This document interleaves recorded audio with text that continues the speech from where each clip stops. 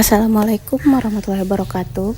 Pada kesempatan kali ini kami akan menjelaskan audit pengolahan data elektronik dengan nama anggota kelompok, yaitu Nindi Xiaomi Novansa NIM 049, Nisri Najik Ronabila NIM 057, dan Naila Andi Wardani NIM 058. Menurut Ron Weber, EDP auditing adalah proses mengumpulkan dan menilai bukti untuk menentukan apakah sistem komputer mampu mengamankan harta, memelihara kebenaran data, mampu mencapai tujuan organisasi secara efektif, dan menggunakan aktiva perusahaan secara hemat. Sementara menurut Gallegos, Richardson, dan Bortik, komputer auditing adalah evaluasi atas sistem informasi komputer, penggunaan dan operasi yang meyakinkan integritas atas informasi unit usaha. Evaluasi tersebut termasuk penilaian atas efisiensi, efektivitas, dan ekonomisasi penggunaan komputer. Metode audit EDP ada 3, yaitu yang pertama auditing around the computer, yang kedua auditing through the computer, dan yang terakhir yaitu auditing with the computer. Perkembangan teknologi komputer dapat dilihat dengan semakin canggihnya teknologi komputer. Hal ini mendukung perkembangan sistem pengolahan data elektronik. Banyak perusahaan yang telah mengubah sistem akuntansi manual menjadi sistem pengolahan data elektronik. Akuntansi mulai merasakan pula kebutuhan akan keahlian audit dengan menggunakan komputer. Auditor harus mempelajari keahlian audit dengan menggunakan komputer. Berikutnya, pengoperasian dan metode pengolahan data.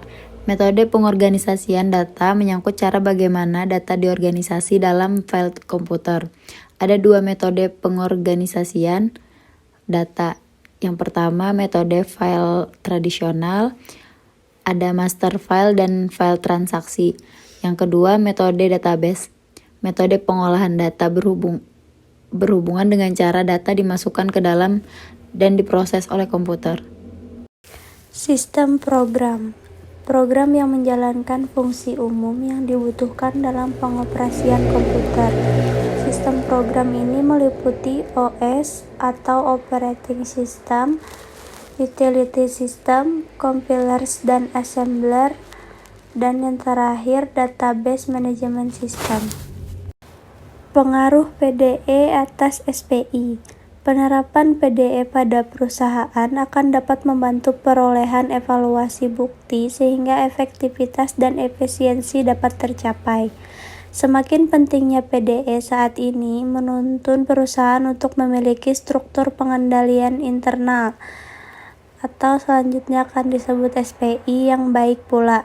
PDE memiliki hubungan dengan SPI perusahaan di mana terdapat pemisahan fungsi yang jelas dalam pelaksanaan operasional.